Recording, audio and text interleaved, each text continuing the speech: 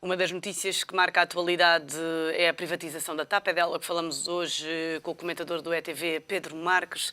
Bom dia, Pedro. Muito obrigada pela sua presença.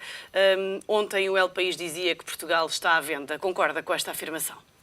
É um pouco difícil não concordar e, sobretudo, é de algum modo preocupante que seja essa a imagem que está a passar para o exterior. Havia processos de privatizações que tinham que avançar, aliás, uma boa parte deles, não todos, mas uma boa parte daqueles que o Governo tem a intenção de desenvolver previstos no memorando com a Troika, que serviam sobretudo para diminuir a dívida do país e a dívida de algumas destas empresas. A forma escolhida e os contornos escolhidos para as operações e depois o facto do Governo, como noutras áreas, ter ido para lá do memorando da Troika, cria realmente esta imagem de que o país está à venda e que há uma obsessão com a retirada do Estado de todos os setores, mesmo setores estratégicos para a economia e para a sociedade portuguesa, sem sequer se fazer a aprovação daquilo que são as condições de definição do interesse estratégico nacional e como é que ele pode ser salvaguardado. O Governo está atrasado em mais de um ano na definição dessas condições, está obrigado por lei a fazê-lo, refugia-se nas negociações com a Comissão Europeia, mas relativamente àquilo que é a negociação para a venda das empresas, com essa não se atrasou nada, bem pelo contrário. E por isso, sem definir previamente às privatizações o que é o interesse estratégico nacional e como é que ele se salvaguarda em setores em que se quer fazer privatizações, primeiro vende-se tudo. E isso é de lamentar, obviamente. Depois, escolhem-se modelos de privatização integral, como é o caso da TAP e da ANA, quando não era absolutamente necessário que assim fosse. Podia-se ter escolhido um modelo de privatização parcial, mantendo uma posição do Estado significativa, uma posição que permitisse que o Estado mantivesse uma palavra a dizer em setores tão importantes para a economia nacional, nomeadamente para o turismo, como é a questão dos aeroportos e a questão da própria operadora aérea. Prefere-se entregar integralmente esta empresa a privados, com um modelo de escolha altamente duvidoso. Ainda agora a vossa peça dizia bem, todos os processos de privatizações, todos, desde que começou este Governo, estão envolvidos neste momento em suspeitas ou investigações, mesmo por parte da Procuradoria-Geral da República, nomeadamente as mais importantes, a REN e a EDP. Foi logo conhecida no início aquela, pelo menos suspeita, digamos assim, relativamente à escolha de um consultor privado que nunca ninguém tinha ouvido falar em Portugal, que era a Perella Weinberg. Nunca ninguém ouviu falar daquela empresa e ela ganhou milhões de euros com os processos de privatizações da REN e da EDP, agindo em nome do Estado, com uma total surpresa da Caixa Geral de Depósitos, que na altura não compreendeu esta escolha que claramente foi indicada pelo Governo. Depois estas acusações de tráfico de influências.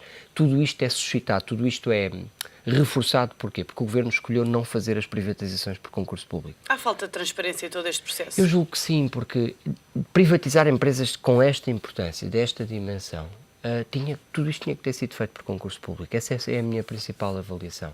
Escolher processos de privatização parcial, certamente, em algumas das empresas mais importantes, como aquelas para o setor do turismo, certamente, mas depois escolher o concurso público como modelo de privatização. Concorda com as críticas quando há uma que negociação dizem que... direta, repare, veja o exemplo que tanto serve para a TAP como para a ANA. Mas o da TAP então é mais impressionante. O Conselho de Ministros que aprovou o caderno de encargos de venda da TAP, que no fundo é aquilo que molda as condições com que se vai negociar com os compradores, definiu também nesse mesmo dia que haveria apenas uma única empresa com quem se ia negociar, portanto um único potencial comprador, a senhora Abramovich. Concorda com as críticas que dizem que esta privatização foi feita à medida de Germana Abramovich? Repare, o que nós sabemos é que os processos, digamos, que levam à escolha dos concorrentes, como foram por ajuste direto e tiveram uma fase de propostas não vinculativas e depois propostas vinculativas, envolveram negociações a partir da manifestação de interesse dos potenciais interessados e já muito depois de eles estarem a apresentar propostas não vinculativas é que foram aprovados os cadernos de encargo ou os contratos de concessão. E, portanto, os cadernos de encargos da privatização, as obrigações que ficam para quem comprar ou os contratos de concessão, estão a ser definidos, estão a ser aprovados pelo Governo depois de ter estado já a negociar com os compradores. Isto é uma nebulosa completa e depois isto tudo feito por consultores sem nenhuma transparência e com as comissões de acompanhamento das privatizações a serem só nomeadas agora na semana passada, quando tudo isto vai decorrendo há meses para cá, e as próprias comissões a dizerem que agora já nem sequer têm tempo para dar parecer sobre o processo de privatização e mesmo que o dessem é um parecer fantasma, porque repare, se elas não puderam acompanhar o processo de privatização, vêm agora no final para quê? Para ler documentos, que são aqueles que lhes entregam-lhes apenas o que entenderem, obviamente. Não é?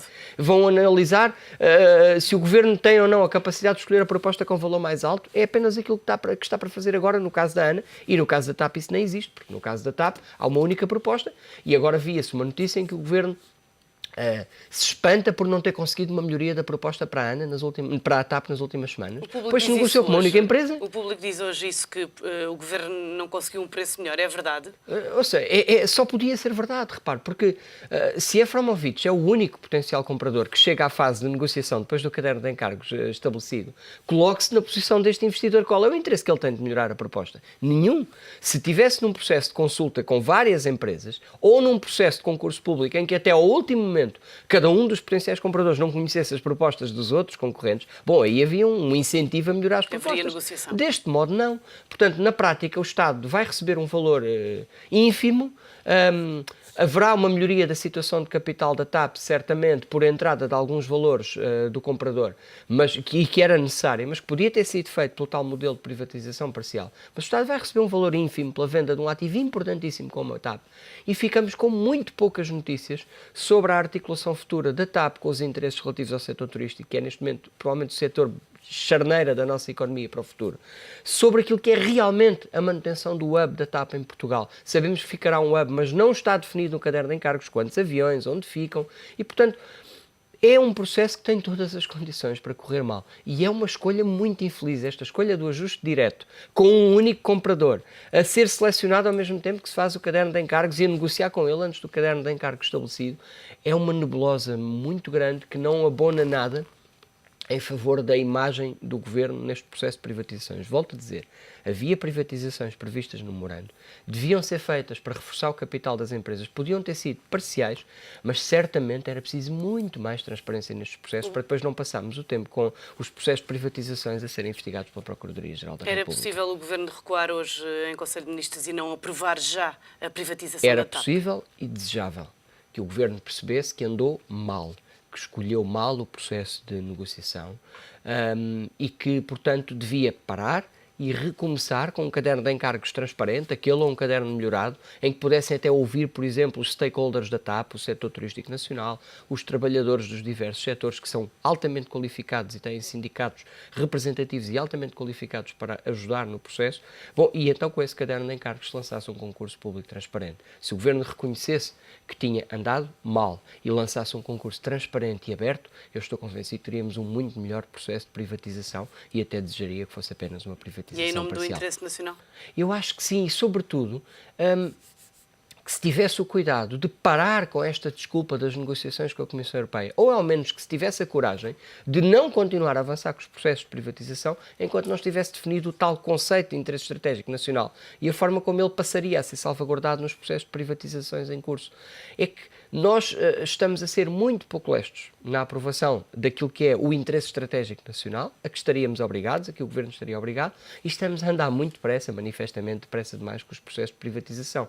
Quando vier a ser aprovado este conceito de interesse estratégico nacional, já não há nada para defender, porque as empresas já foram vendidas e, como é óbvio, depois de vendidas com um determinado contrato, o Governo já não tem nenhuma capacidade de o alterar sem ter que pagar indemnizações chorudas às empresas que compraram. Podemos usar uma expressão da gíria e dizer que vão-se os anéis e ficam os dedos?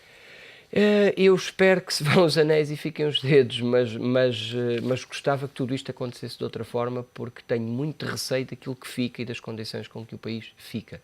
Eu volto a dizer, neste setor em particular da aeronáutica, o que está em causa é a porta de entrada da maior parte do turismo estrangeiro em Portugal, que é realmente o grande pilar da nossa economia de serviços, provavelmente para o futuro, é pelo menos o pilar mais sustentável.